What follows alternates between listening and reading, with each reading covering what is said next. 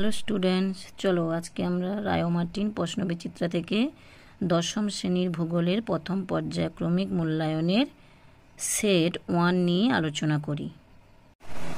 দেখো, বিভাগ কতে একের দাগে বিকল্প প্রশ্নগুলির থেকে সঠিক উত্তরটি নির্বাচন করে লেখো। একের একে আছে ভারতের অরণ্য গবেষণা কেন্দ্র অবস্থিত যে শহরে? দেরাদুন। একের দুয়ে দেখো মহাদেশীয় হিমবাহের বরফমুক্ত পর্বত শৃঙ্গকে বলে নুনাটাক্স। একের তিন দেখো ভারতের নবীনতম রাজ্যটি হলো তেলেঙ্গানা। একের চার দেখো চলমান বালি দ্বারা গঠিত ভূমিরূপকে বলে ধ্রিয়াল। একের পাঁচ দেখো ঝাড়খণ্ড রাজ্যটি পৃথক হয়েছে যে রাজ্য থেকে তা হলো বিহার। একের ছয়ে দেখো যেটি মৃত্তিকা ক্ষয়রোধে কার্যকরী পদ্ধতি নয়, ঝুম চাষ। একের সাত ভারতের দীর্ঘতম হিমবাহটি হল সিয়াচেন। একের আট নেক বিন্দুতে সৃষ্টি হয় জলপ্রপাত।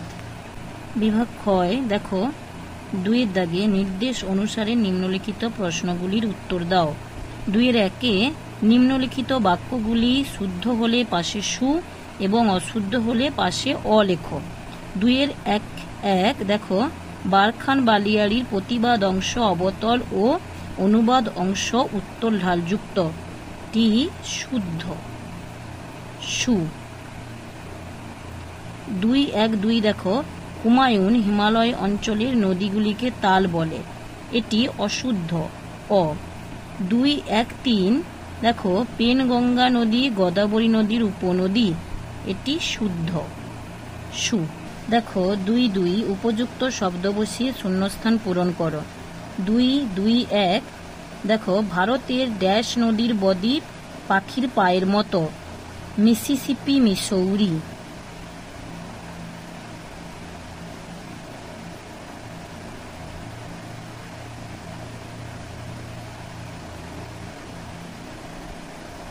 2 কৃষ্ণ মৃত্তিকার ড্যাশ শিলায় গঠিত, ব্যাসল্ট।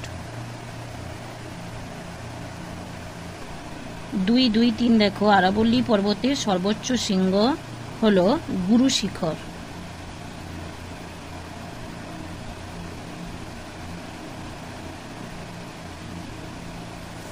2-3 একটি বা দুটি শব্দে উত্তর দাও। 2-3-1 দেখো দক্ষিণ ভারতের সর্বোচ্চ শৃঙ্গের নাম লেখো, আনাইমুদি।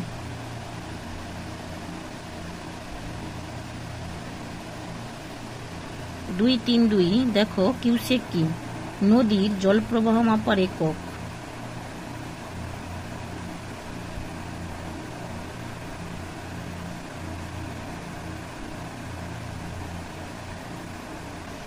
2-3-3 দেখো কোন প্রকার হিমবাহ থেকে হিমশৈলের উৎপত্তি হয়? মহাদেশীয় হিমবাহ।